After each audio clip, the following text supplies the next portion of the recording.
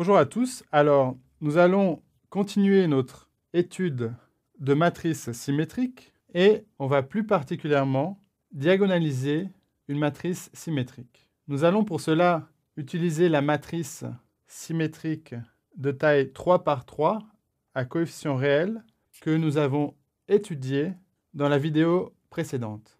Dans la vidéo précédente, ce que l'on a fait, c'est déterminer le polynôme caractéristique de cette matrice afin de trouver toutes les valeurs propres de la matrice et, dans un deuxième temps, pour chaque valeur propre lambda de la matrice, nous avons déterminé l'espace propre correspondant. Donc, on va d'abord rappeler quelle était la matrice.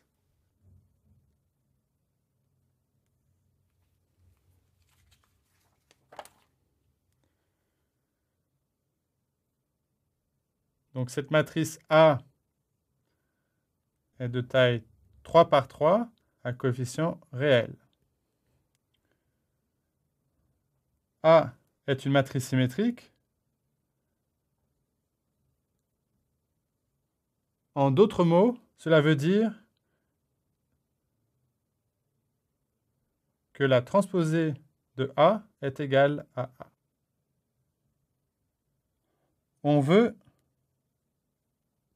déterminer dans cet exercice une matrice P orthogonale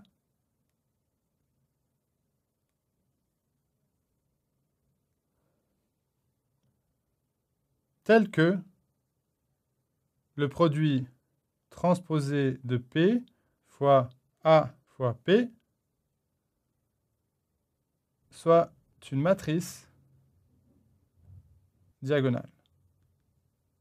Donc, on effectue un petit rappel. Une matrice P de taille n par n à coefficient réel est orthogonale si le produit suivant est l'identité. Donc, il y a plusieurs étapes à franchir afin de trouver cette matrice P. Et la première est la suivante. On détermine le polynôme caractéristique de A. Donc, ce polynôme, on va le noter CAT.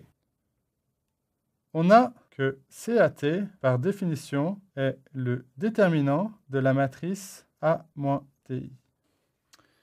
Et dans la vidéo précédente, on a vu que ce déterminant est égal au polynôme suivant.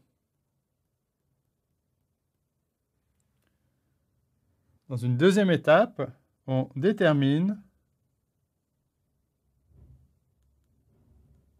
les valeurs propres lambda de A. Les valeurs propres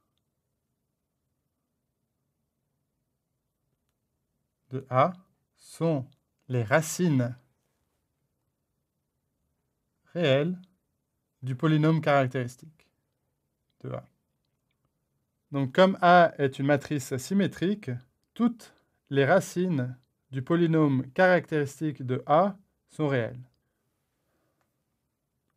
Les valeurs propres de A sont donc lambda 1 égale à moins 1 et lambda 2 égale à 1. Dans une troisième étape, pour chaque valeur propre lambda de A, on détermine l'espace propre associé à lambda et pour cet espace propre, on trouve une base.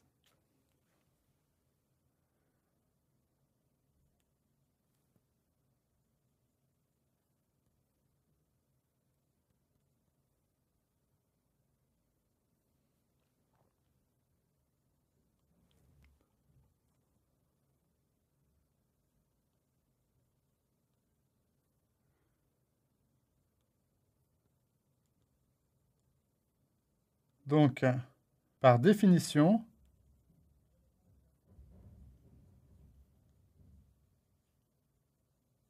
l'espace propre E lambda I associé à la valeur propre lambda I est l'ensemble des éléments petit v de R3 tels que A moins lambda I fois l'identité, tout ceci fois V est égal à 0. Alors, dans la vidéo précédente, on a trouvé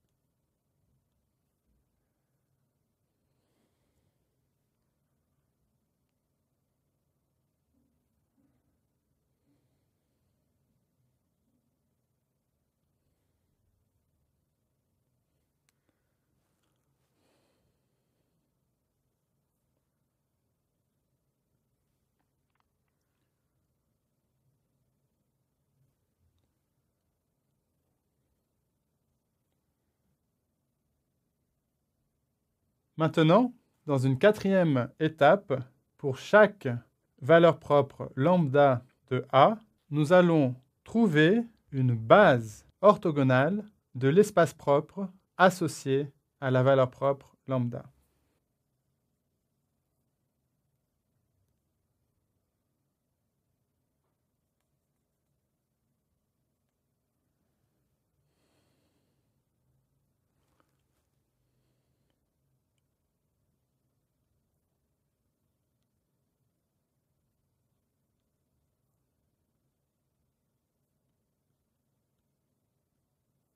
Comme la dimension de l'espace propre associé à lambda 1 vaut 1, la base B1 est déjà orthogonale. Et donc, on peut prendre comme base orthogonale cette base B1.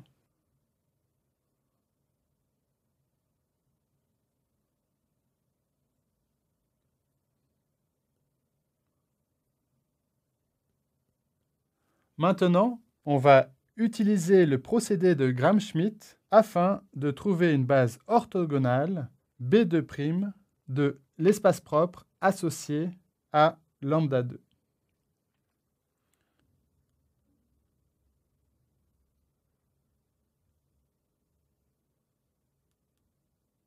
Alors, pour ceci, on commence à partir de B2.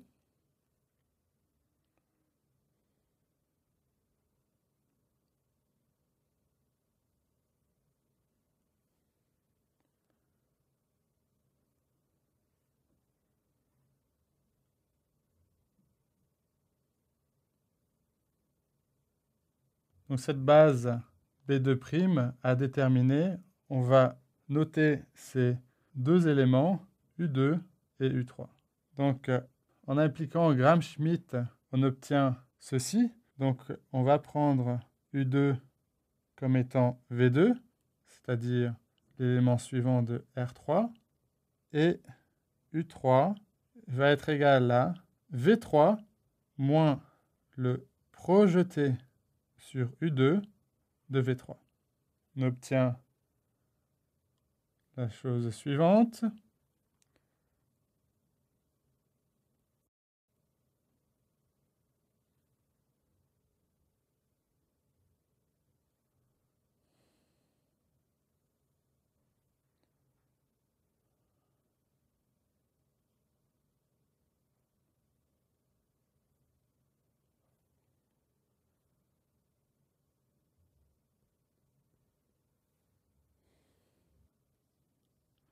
B2' peut être choisi comme étant la base suivante de E lambda 2.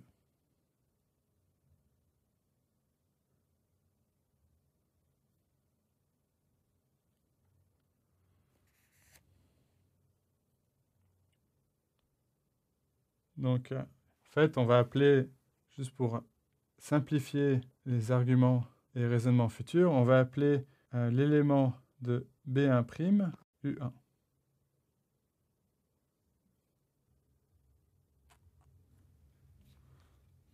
Donc, dans une cinquième étape, on va normaliser les éléments U1, U2 et U3.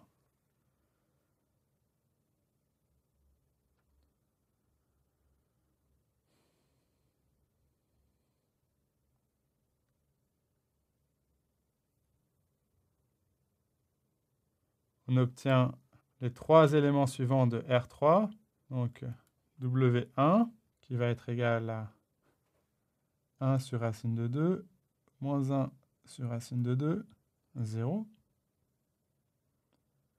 Donc ceci, c'est car la norme de U1 vaut racine de 2. De manière similaire, on détermine W2 et W3.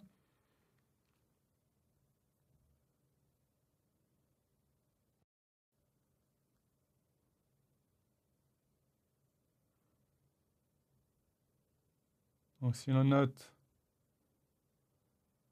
B1'', l'ensemble suivant, et B2'', l'ensemble ordonné suivant, on a que B1'' est une base orthonormale de E lambda 1 et B2'' est une base orthogonale de E lambda 2. Comme la matrice A est symétrique et les valeurs propres lambda 1 et lambda 2 sont distinctes, on a que E lambda 1 est orthogonal à E lambda 2. Et donc, W1, W2, W3 est une base orthonormée de R3. Donc on va appeler cette base orthonormée de R3 tout simplement par B. On peut prendre P comme étant la matrice suivante, où C est la base canonique de R3.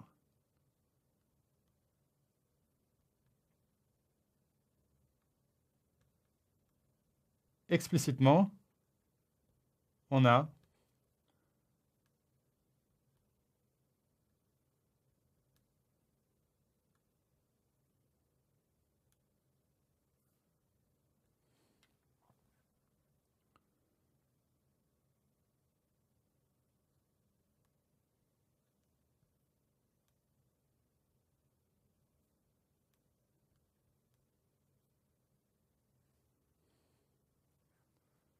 ainsi P est une matrice orthogonale